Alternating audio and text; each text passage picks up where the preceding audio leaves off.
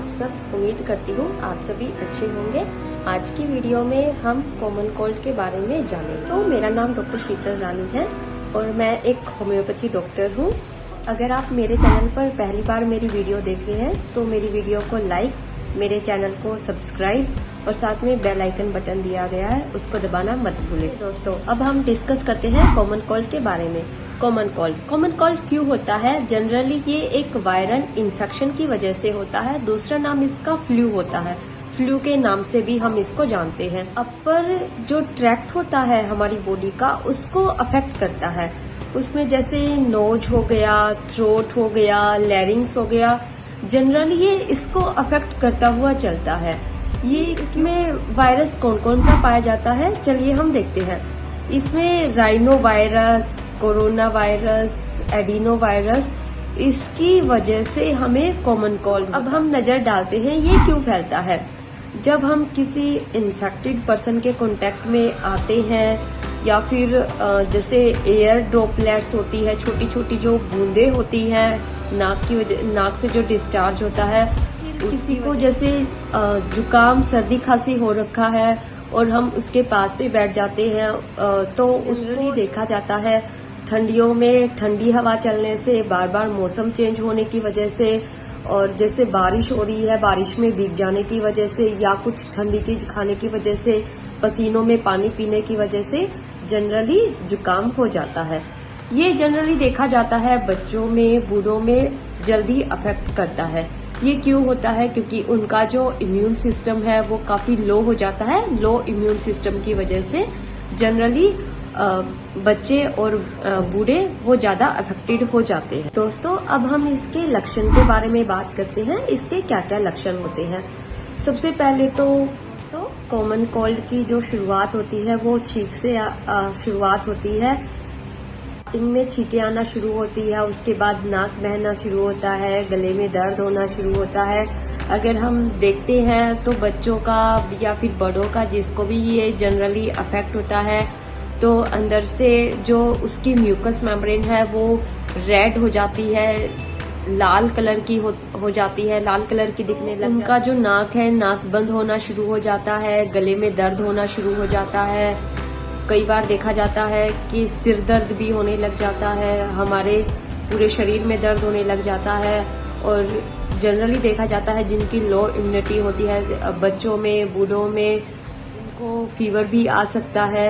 इसका जो लक्षण है ये 16 घंटे, अगर हम किसी के कांटेक्ट में आते हैं तो 16 घंटे बाद इसका इन्फेक्शन फैलता है और जनरली ये 2 से 4 दिन तक पीक पे रहता है और 8 से 10 दिन में ये कुछ केसेज में नॉर्मल हो जाता है। बट कुछ केसेज जैसे बच्चे होते हैं और बूढ़े होते हैं जिनका इम्यूनिटी वीक होता है, उनको 15 से 18 दिन लग जाते हैं नॉर्मल में। देखा जाता है कि इन्फेक्शन तो चला जाता है बट इन्फेक्शन जाने के बाद खांसी रह जाती है। तो देखा जाता है बच्चों के केसेज में जो कफ की समस्या है वो 10 दिन से लेके और 25 दिन तक भी रह सकती। तो अब हम इसके बचाव के बारे में डिस्कस करते हैं। हम कहीं बाहर आते जाते हैं तो हमें रेगुलर हैंड वॉश करना चाहिए। अगर हमारे पास हैंड वॉश करने का कोई समाधान नहीं है तो हमें हैंड को सैनिटाइजर कर लेना चाहिए। और हमें अगर जुकाम हो जाता है तो जुकाम होने के दौरान हमें बार बार दिन में 2 या 3 बार गार्गल्स करने चाहिए और 2 बार नहीं तो 1 बार हमें सादे पानी से स्टीम लेना चाहिए। या फिर दोस्तों, हम किसी कोई इन्फेक्टेड पर्सन है जिसको जुकाम पहले से ही हो रखा है, उसको मास्क वियर कर लेना चाहिए ताकि वो किसी दूसरे को इन्फेक्शन कैच ना हो सके। और हमें डिहाइड्रेशन से बचने के लिए हमें पानी ज्यादा से ज्यादा पीना चाहिए और ताकि हमारा शरीर को थकान महसूस ना हो, हमारा पूरा शरीर को बॉडी एक ना हो, उससे बचने के लिए हमें प्रॉपर रेस्ट लेना चाहिए।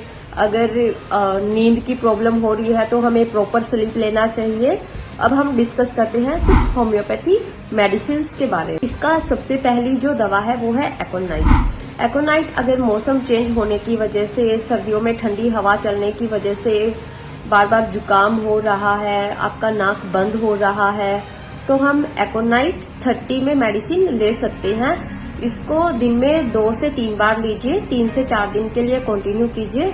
बहुत ही अच्छी मेडिसिन है और बहुत ही अच्छे रिजल्ट मिलेंगे। ये दोस्तों दूसरी मेडिसिन के बारे में डिस्कस करते हैं, आर्सेनिक एल्बम। बार बार नाक से सादा पानी आ रहा है और बहुत सारी छींकें आ रही है और छींकों से रिलीफ नहीं आ रहा है और ये प्रॉब्लम आपको बाहर जाने से बढ़ रही है और रूम में आने से आपकी प्रॉब्लम ठीक हो रही है, या फिर ठंडी चीज खाने की वजह से, जैसे फ्रिज की चीजें खाने की वजह से, फ्रिज का पानी पीने की वजह से, या फिर आइसक्रीम खाने की वजह से अगर आपको प्रॉब्लम बढ़ रही है तो आप आर्सेनिक एल्बम 30 दिन में 2 से 3 बार लीजिए, 3 से 4 दिन तक कंटिन्यू कीजिए। बहुत ही अच्छी रेमेडी है और बहुत ही अच्छे रिजल्ट आपको मिलेंगे। अगली मेडिसिन के बारे में डिस्कस करते हैं। नेक्स्ट मेडिसिन है हिपर सल्फ।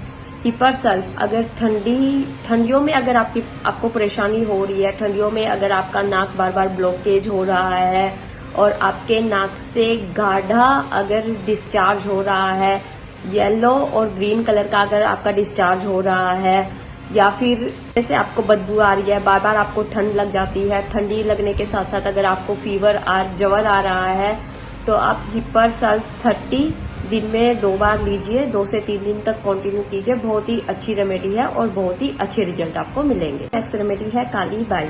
अगर आपका डिस्चार्ज गाढ़ा है, डिस्चार्ज येलो ग्रीन है और इसके साथ साथ आपका नाक बार बार बंद हो रहा है और आपको बार बार छींकें आ रही है, बहुत तेज छींकें आ रही हैं और आपको नाक से स्मेल भी नहीं आ रही है, आपको दोस्तों नाक से स्मेल आना बंद हो गया है और आपका जो दर्द है वो माथे तक जा रहा है, तो आप काली बाई 30 दिन में 2 से 3 बार लीजिए, 4 से 5 दिन तक कंटिन्यू कीजिए।